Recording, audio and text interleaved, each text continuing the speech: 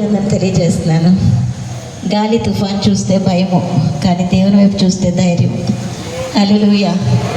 పేతురు చుట్టూ చూసినప్పుడు భయపడ్డాడు కదా, ప్రభు వైపు చూసినప్పుడు చక్కగా నడుచుకుంటూ అలల మీద వెళ్ళాడు.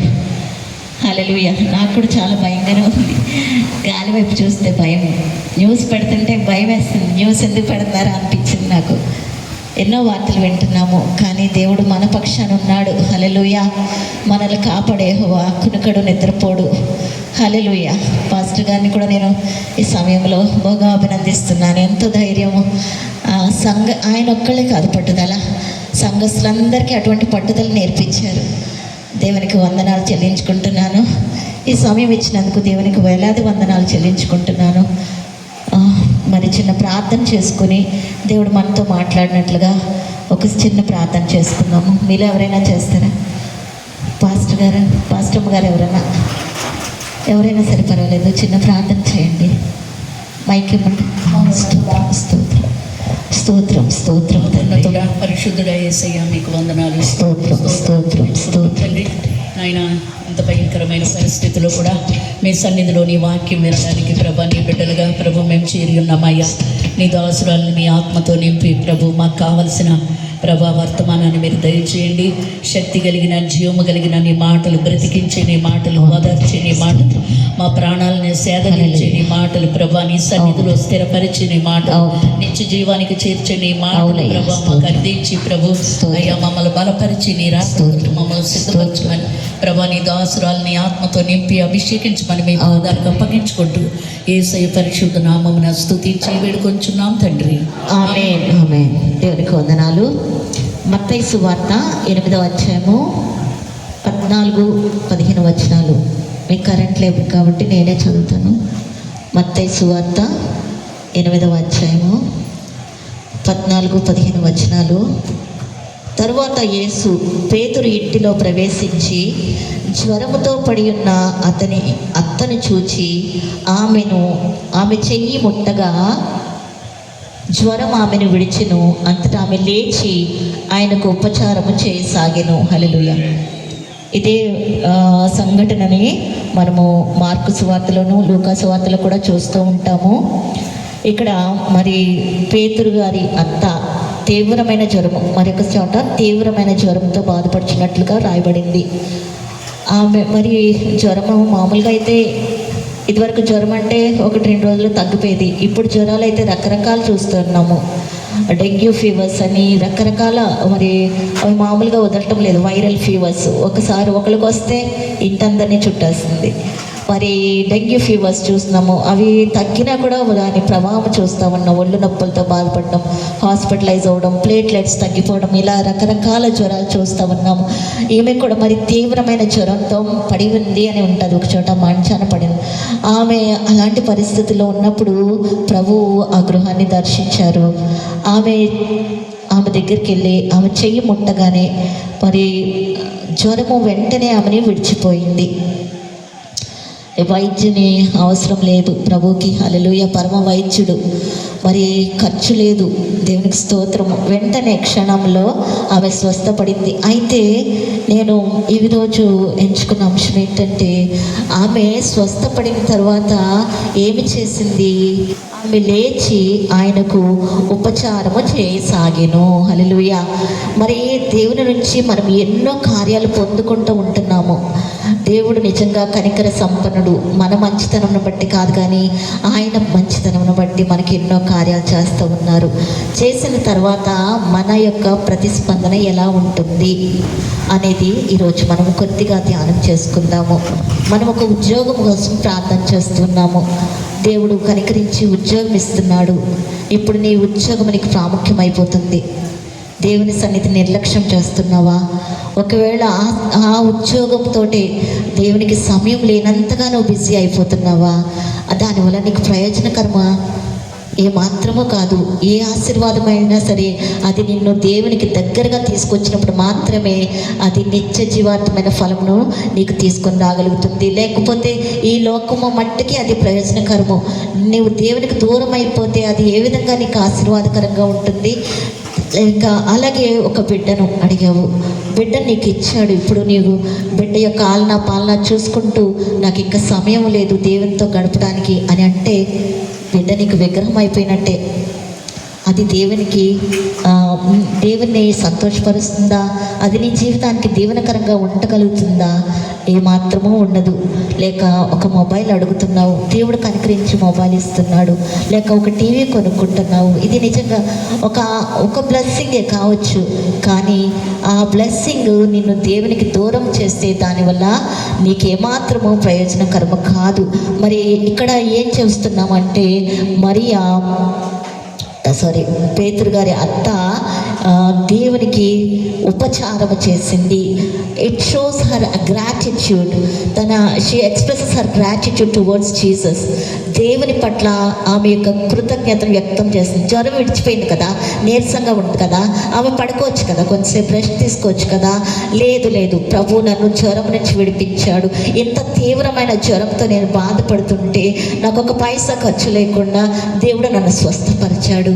ఒక వైద్యం దగ్గరికి వెళ్ళనవసరం లేకుండా దేవుడు నన్ను లేవనెత్తాడు. నేను ఇప్పుడు నా కృతజ్ఞత చెల్లించాలి అని చెప్పి ఆమె ఉపచారం చేయడం చూస్తూ ఉన్నాము. మనలో ఎంతమంది ఈ విధంగా కృతజ్ఞత కలిగి ఉన్నాము? మరి ఎన్నోసార్లు రేపు ఆపరేషన్ అనగా ఈరోజు అది ఆపరేషన్ క్యాన్సిల్ అయిపోవడం చూస్తూ ఉంటాము. మరి ఆపరేషన్కి అయితే 50,000 అయినా సరే, అప్పు చేసైనా సరే ఖర్చు పెట్టేస్తాం కదా. మరి ఆ ఆపరేషన్ క్యాన్సిల్ అయిపోయినప్పుడు ఆ 50,000లో కొంత మటుకైనా ఒక 10,000 దేవుని సరైన తేవడానికి మరి ఎలా మనము ఆ విధమైన కృతజ్ఞత భావం కలుగుతుందా? అంటారు కదా, చర్చ్లో 100 రూపాయలు ఎక్కువ, బజార్లో తక్కువ. చర్చ్కి వస్తే మనము చాలా మటుకు ఫ్రీగా ఎక్స్పెక్ట్ చేస్తూ ఉంటాము. నో, కానీ సువార్త అయితే ఫ్రీయే, కానీ ప్రతిదీ ఖర్చే కదండి. ఒక మైక్ కొనాలంటే ఖర్చు ఫ్రీగా వస్తుందా?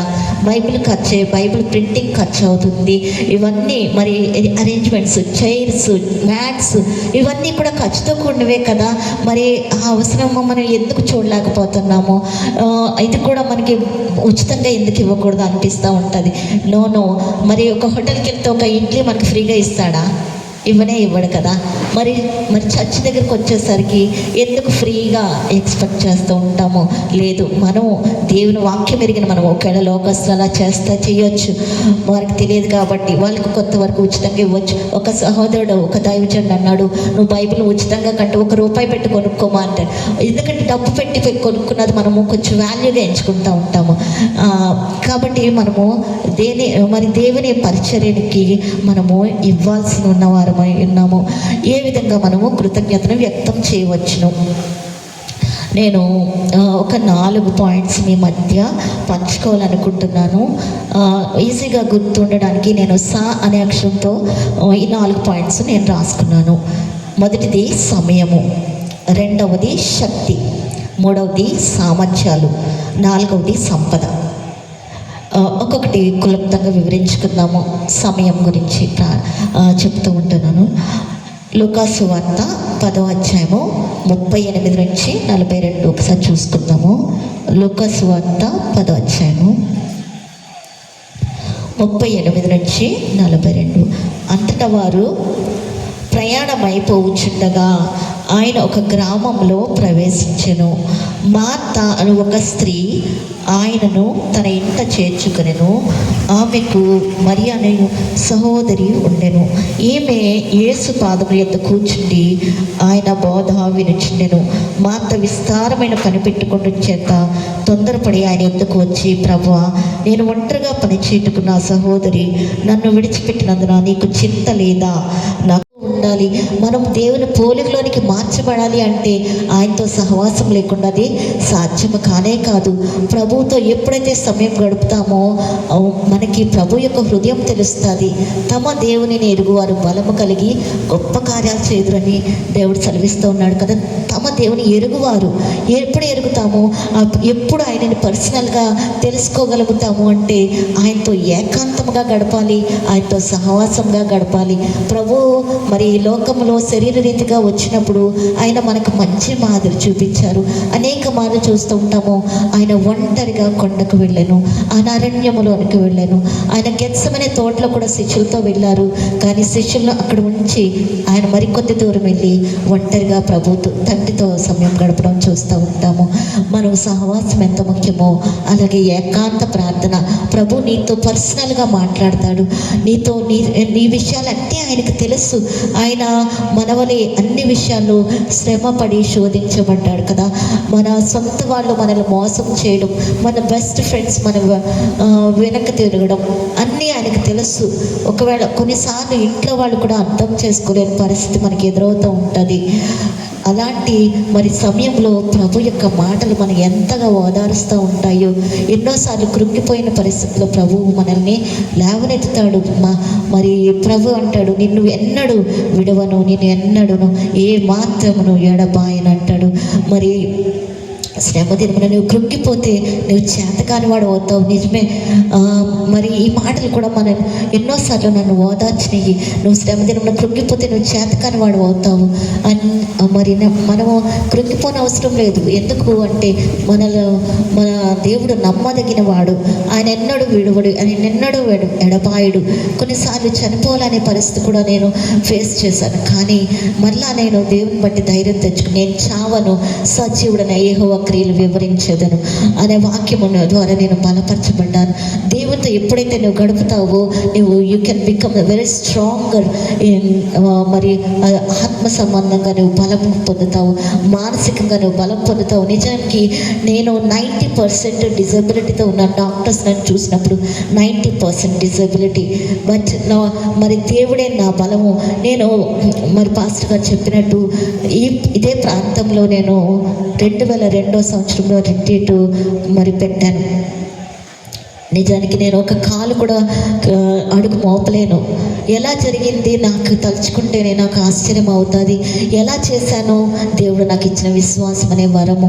విశ్వాసంతో అడుగు వేశాను అంతే. నా దగ్గర అప్పట్లో నాకు ఉద్యోగం లేదండి, ఉద్యోగం లేదు, నా దగ్గర డబ్బులు లేవు. డబ్బులు ఎవరిని అడగాలని కూడా నేను అనుకునేదాన్ని కాదు. కేవలం దేవుని వైపు చూసేదాన్ని. దేవుడు ఆయా బిడ్డల ద్వారా ప్రేరేపించి నా చేతికి డబ్బులు ఇచ్చేవాడు. మరి ఈ ప్రాంతంలోనే 2002లో స్టార్ట్ అయింది. అంతకుముందు కూడా నేను చిన్న కార్యక్రమాలు చేశాను. కొంచెం పెద్దగా అయితే 2002 నాకు గుర్తుంది. మరి విజయవాడ నుంచి చిల్డ్రన్ మిషనరీస్ వచ్చారు. మరి ఇదంతా అక్కడ పక్కన చర్చ్ కదా, అదంతా నిండిపోయింది. అనేక నర్సపురపట్నంలో అనేక మంది బిడ్డలు వచ్చారు. ఇక్కడ అనిత గారు ఉన్నారు, వాళ్ళ పాప కూడా మొన్న కలిసి అక్క మీరు రిట్రీట్స్ పెట్టేవారు కదా, నేను వచ్చేదాన్ని, మీరంటే నాకు చాలా ఇష్టం అని చెప్పింది. మరి ఈ విధంగా అనేక మంది ఉపదేశం పొందడానికి దేవుడు నన్ను వాడుకున్నాడు. బహిరంగ సభలు పెట్టేదాన్ని, క్రిస్మస్ జరిపేదాన్ని. ఇప్పుడు కూడా అంటే వేరే వేరే ప్రాంతాల్లో జరుపుతూ ఉన్నాము. దేవుడు ఆ సమయంలో నన్ను అప్పటి నుంచి కూడా నన్ను దేవుడు వాడుకుంటూనే ఉన్నాడు. ఇది నా బలమా? నాకు ఏమైనా శక్తి ఉందా? శారీరకంగా చూస్తే నాకు 90% డిజబిలిటీ. నా చేతులు పనిచేయవు సరిగ్గా, నా కాళ్ళు నడవలేవు, నా వెన్నెముక ఆపరేషన్, మరి నా ఫుల్ బాడీ అంత మెటల్ పార్ట్స్తో ఉంది. మరి నేను కేవలము ఉన్న కొద్ది బలమే, కానీ నాకు నా కొద్ది బలము ప్లస్ దేవుడు, ఐ కెన్ డూ ఎనీథింగ్. అంతే. దేవుడు నన్ను బలపరిచి నేను సమస్తము చేయగలను. తమ దేవుని ఎరుగువారు బలము కలిగి గొప్ప కార్యాలు చేస్తారంటే నేను ఒక ఎగ్జాంపుల్. నా బలము కాదు, దయచేసి నా శక్తి మాత్రం కాదు, నా జ్ఞానం ఏపాటి, నాకు ధైర్యము కూడా తక్కువే, కానీ దేవుడే నా బలము. హల్లెలూయా, హల్లెలూయా. ఎలా వచ్చింది బలము అంటే దేవునితో ఏకాంతంగా గడపడం, దేవునితో వాక్య ధ్యానము చేయడం, పదే వాక్యాలు. అనేక మార్లు నేను కృంగిపోయిన పరిస్థితుల్లో ఏమీ తోచని పరిస్థితుల్లో దేవుడు మార్గం తెరిచిన సమయాలు ఉన్నాయి. వాక్యము పదే వల్ల వేసుకోవడం. మరి మన పాస్టర్ గారు చెప్పారు, దేవుని వాక్యం పదే ధ్యానించుకుంటూ ఏ సందర్భానికి ఆ సందర్భాన్ని వాడుకుంటూ మన మనసులో ధ్యానిస్తూ ఉంటే అబ్బా పరిస్థితులన్నీ తలకిందులైపోతాయి. ఆయన మరి హల్లెలూయా లేనివి ఉన్నట్టుగా దేవుడు ఆశ్చర్యకరమైన దేవుడు. నాకు దేవుడు కుటుంబ కుటుంబాన్ని ఏర్పరిచాడు. ఊహించగలరా ఆ పరిస్థితిని? కాళ్ళు చేతులు పనిచేయని ఒక అమ్మాయి ఒక వివాహాన్ని ఎక్స్పెక్ట్ చేయగలదా? కానీ నా దేవుడు నాకు ప్రొవైడర్. హల్లెలూయా. నా దేవుడు నాకు సమకూర్చే దేవుడు అని నా నమ్మకం. అంతే, నేను విశ్వాసం ఉంచాను. దేవుడు నా కొరకు ఒకరిని ఏర్పాటు చేశాడని నమ్మానంతే. హల్లెలూయా. దేవుడు ఏర్పాటు చేశాడు, ఒక కుమార్తెనిచ్చాడు. నాకు గర్భం దాల్చడం కూడా చాలా కష్టమే అసలు. మరి దేవుడే, హల్లెలూయా, మరి అన్ని పరిస్థితులు దేవుడు అనుకూలంగా చేసేయగలుగుతాడు. నువ్వు నమ్మితే చాలు. ఎలా వస్తుంది బలము? దేవునితో నీ సమయం గడిపినప్పుడు నీవు దేవునిలో బలపడగలుగుతావు. హల్లెలూయా, హల్లెలూయా, హల్లెలూయా. దేవునికి స్తోత్రం. అలాగే దేవుని కొరకు ఏమైనా చేయాలి అని నేను ఈ వారంలో అనుకుంటా, ప్రభువా నేను నా సమయంలో ఏం చేయాలి, దేవుని కొంచెం నేను ఎక్స్ట్రా చేయాలి అనుకున్నాను. నాకు ఒక 100 మంది కోసము ప్రార్థన చేయాలని తలపు వచ్చింది. ఆలోచన చేస్తే కొద్దిగా ప్రార్థన చేస్తాను. ఇలా కాదు, లిస్ట్ రాసుకుంటే మర్చిపోకుండా నేను చేయగలుగుతానేమో అనుకున్నాను. కానీ లిస్ట్ కూడా రాసుకోలేకపోయాను. అప్పుడు నాకు ఒక తలంపు వచ్చింది, దేవుడిచ్చిన తలంపు. వాట్సాప్లో గ్రూప్స్ ఉంటాయి కదా, ఆ గ్రూప్లో ఒక గ్రూప్ను ఆన్ చేశాను. ట్యాప్ చేసినప్పుడు అందులో కాంటాక్ట్స్ ఉంటాయి. ఒక గ్రూప్లో 152 కాంటాక్ట్స్ కనపడ్డాయి. నేను ఒక్కొక్క దాని మీద ఆ పేరు పెట్టి ప్రార్థన చేయడం మొదలుపెట్టాను. దేవునికి స్తోత్రం. ఇలాగా మన సమయాన్ని కేవలం మన కోసమే కాదు, అనేక మంది అనేక అవసరాల్లో ఉన్నారు. మనం విజ్ఞాపన చేసినప్పుడు దేవుడు గొప్ప కార్యాలు చేస్తాడు. మన జీవితంతో పాటు ఇతరుల జీవితాల్లో గొప్ప కార్యాలు ఆయన చేయడానికి సమర్థుడైన దేవుడు. మరి మన సమయాన్ని దేవుని కొరకు వెచ్చిద్దాము. రెండవదిగా చూసుకుంటే శక్తి. మరి మనకుండే శక్తిని దేవుని కొరకు వినియోగించాలి. మన శక్తి ఉదాహరణకి కుర్చీలు వేయడం కానీ, లేక మరి ఒక సేవకుని సాక్ష్యం విన్నాను. ఆయన ఒక మంచి పొజిషన్లోనే ఉన్నాడు, దేవుని ఎరిగిన్నాడు. దేవుని సేవకుని దగ్గరికి వెళ్ళాడంట. అయ్యా నేను ఇక్కడ ఏదైనా పర్చేజ్ చేయాలనుకున్నాను, నాకు ఏదైనా పని చెప్పండి అంటే ఆయన బాత్రూమ్ కడగమని చెప్పారంట. మనసులో కొంచెం ఏంటి ఈయన ఇలా చెప్పాడు, నేను ఒక ఆఫీసర్ని తెలుసు ఆయనకి, ఎందుకు ఇలా చెప్పాడు? అయినా సరే ఆయన మాటగా తీసేయలేక వెళ్ళి బాత్రూంలో కడగడం మొదలు పెట్టాడంటే ఎవరికి కనబడకూడదు అనుకున్నాడంట.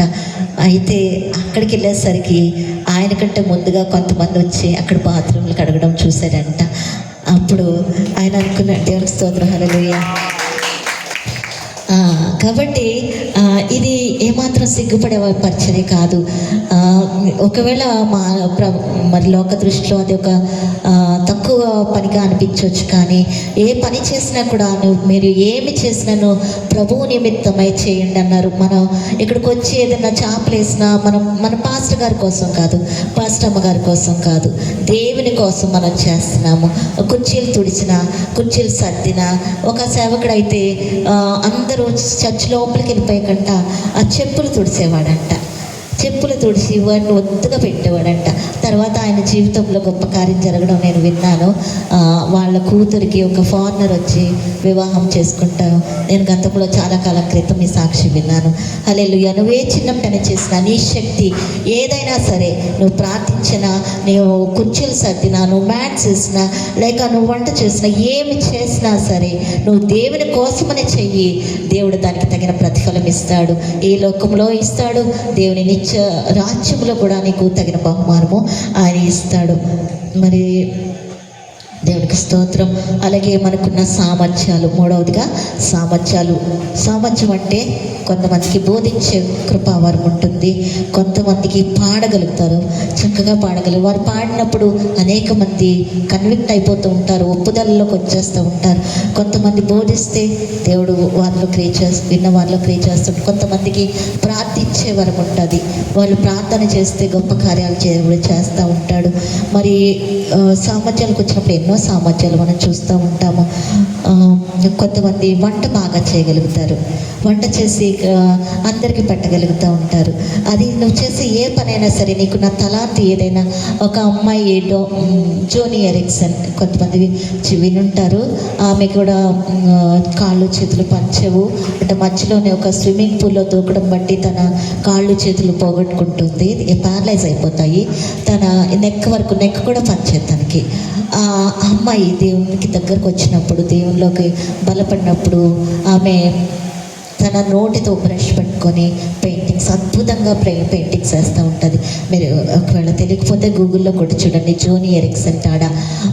ఆ అమ్మాయి ప్రతి పెయింటింగ్ దగ్గర PTL ప్రైజ్ ద లార్డ్ అని రాసుకుంటూ ఉంటుంది. నువ్వు ఏ పని చేయగలవు దేవుని దగ్గర అడిగితే, ప్రభువా నాకున్న సామర్థ్యము నేను నీ కోసం వాడాలనుకుంటున్నాను, నన్ను ఏం చేయమంటావు ప్రభా అని అడిగితే దేవుడు నడిపిస్తాడు. దొర్కా అనే స్త్రీ, ఆమె శిష్యురాలు. ఒకసారి చదువుకుందామా? అపోస్తల కార్యములు 9వ అధ్యాయము 36వ వచనము. అపోస్తల కార్యములు 9వ అధ్యాయము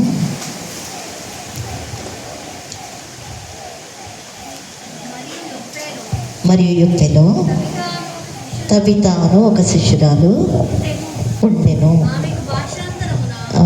దొరకాని పేరు. ఓకే, ఇక్కడ ఒక శిష్యురాలు తబితా అనే ఆమె ఉన్నారు. ఆమె సత్క్రియలు ధర్మకార్యాలు బహుగా చేసి ఉండెను. దేవునికి స్తోత్రం. ఈమె చాలా దయాపరురాలు, ప్రేమగల ఆమె. ఆమె ఫ్యామిలీ గురించి మనకు రాయలేదు, కానీ ఆమె సత్క్రియలు ధర్మకార్యాలు బహుగా చేసి ఉండెను.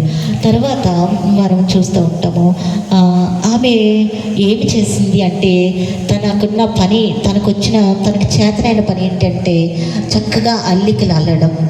ఆమె ఏం చేసింది అంటే తన చుట్టుపక్కల ఉన్న వారందరికీ కూడా సూది తీసుకొని చక్కగా అల్లి స్వెటర్స్ అల్లేది, షాల్స్ అల్లేది, మరి వాళ్ళందరికీ కూడా మరి ఇచ్చేదంట. అప్పుడు అయితే కొంతకాలం తర్వాత ఆమె జబ్బు పడింది. తర్వాత ఆమె చనిపోయింది. వారు శవమును కడిగి మేడగదిలో పరుండబెట్టిరి. అప్పుడు పేతురు గారిని పిలుస్తారు. ఎవరు పిలుస్తారు అంటే ఆమె వలన మేలు పొందిన విధవరాండ్రు వచ్చి ఏడ్చుచు దొర్కా తమతో కూడా ఉన్నప్పుడు కుట్టిన అంగీలను వస్త్రములను చూచు అతని ఎదుట నిలిచిరి. అప్పుడు మరి పేతురు గారు ప్రార్థన చేసినప్పుడు ఆమె తిరిగి మరణం నుంచి లేపబడుతుంది. హల్లెలూయా. మరి ఆమె చేసిన సత్క్రియలే ఆమెకి తిరిగి మరి గొప్ప ఉపకారం చేసినాయి కదా. మరి ఆమె మరణం నుంచి తిరిగి లేపబడింది. దీనికి కారణము ఆమె చేసిన సత్క్రియలు. వారు మేలు పొందిన వారందరూ వచ్చి పేతురు గారిని అడిగినప్పుడు దేవుడు పేతురు గారి ప్రార్థన ఆలకించి ఆమెని మరణం నుంచి లేవనెత్తడం చూస్తూ ఉన్నాము. నీ చేతిలో ఉన్నది ఏంటి? దేవుడు అడిగాడు, మోషేని అడిగాడు, నీ చేతిలో ఏముంది? కర్ర ఉంది. కర్రని వాడుకున్నాడు దేవుడు. నీ చేతిలో ఏముంది? నీ చేతిలో నువ్వు చేయగలిగింది ఏది? నా దగ్గర ఏమీ లేదని అంటూ నువ్వు చేయగలిగింది ప్రార్థన కావచ్చు, నువ్వు చేయగలిగింది. పేద విధవరాలు చూస్తాం. మరి నెక్స్ట్ పాయింట్లో చూస్తాము, మన సంపదతో దేవునికి పరిచయం చేయవచ్చు. పేద విధవరాల దగ్గర ఏమన్నా ఉన్నాయా? ఆమె దగ్గర కేవలము 2 కాసులు మాత్రమే ఉన్నాయి. ఆ 2 కాసులు కూడా దేవునికి ఇచ్చేసింది. నా దగ్గర 1,00,000 రూపాయలు ఉన్నప్పుడు ఒక 1,000 రూపాయలు ఇవ్వడం పెద్ద గొప్ప ఏమీ కాదు. మనుషుల దృష్టిలో అది అమ్మో 1,000 రూపాయలు ఏమి ఇచ్చారని మనుషులు చెప్పుకోవచ్చు. కానీ దేవునికి నా పరిస్థితి తెలియదా, నేను ఎంత ఉంచుకున్నానో తెలియదా? కానీ ఈమె గురించి దేవుడు ఎవరిని మెచ్చుకున్నాడో అందులో కానుక పెట్టెలో చాలామంది వేశారంట. కానీ దేవుడు ఎవరిని మెచ్చుకున్నాడు? ఆ పేదగల విధురాలు ఎంతో సమర్పణతో వేయడం మనము చూస్తూ ఉంటాము. అలాగే మరి మరియా అత్తరుబుడ్డిని పగలగొట్టడం చూస్తూ ఉంటాము. ఆమె కూడా మరి ఇంచుమించు 1 సంవత్సరం అంతా కష్టపడితే వచ్చే జీతం అంట. అది అంతా ఆమె సమర్పించి ఎన్నో ఖర్చులు వాయిదా వేసుకుని ఉంటుంది, పక్కన పెట్టేసి ఉంటుంది కదా. మరి పాస్టర్ గారు మనం చెప్పారు, మనం ఏదైనా చేసామంటే కొంత కోల్పోవాలి, అది సంథింగ్ అది సాక్రిఫిషియల్గా చేయాలి అని చెప్తుంటాం. మన నోటి మాటతో చేసేది అది పెద్ద వాల్యూ కాదు, కానీ మనం కొంత నష్టపోయి చేసినప్పుడు నిజంగా అది దేవుడు దాన్ని ఘనమైనదిగా ఎంచుతాడు.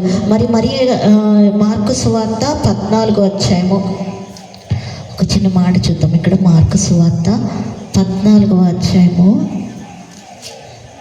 8వ వచనము.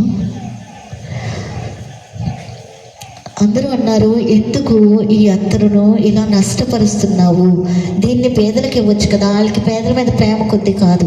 కానీ నిజమే, మనం దేవుని కొరకు పని చేసినప్పుడు కొంతమంది అర్థం చేసుకోరు, ఎన్నో మాటలు అంటూ ఉంటారు. కానీ ప్రభువు దృష్టిలో ఇది ఎంతో గొప్ప కార్యంగా దేవుడు చెప్తూ ఉన్నారు. పేదలు ఎల్లప్పుడూ మీతో కూడా ఉంటారు, మీకు ఇష్టమైనప్పుడల్లా వారికి మేలు చేయవచ్చు, నేను ఎల్లప్పుడూ మీతో ఉండను. ఈమె తన శక్తి కొలది, హల్లెలూయా, ఎలా చేసింది ఆమె? తన శక్తి కొలది చేసింది. నా భూస్థాపన నిమిత్తము నా శరీరమును ముందుగా అభిషేకించు. సర్వలోకంలో ఎక్కడ ఈ సువార్త ప్రకటించబడునో అక్కడ ఈమె చేసినది జ్ఞాపకార్థంగా ప్రశంసించబడును. హల్లెలూయా. దేవుని కొరకు నువ్వు చేసింది ఏ కొంచెమైనా సరే దేవుడు దాన్ని మర్చిపోడు. తన నామమును బట్టి చూపిన ప్రేమను మర్చిపోవటకు ఆయన అన్యాయస్తుడు కాడు అని వ్రాయబడి ఉన్నది.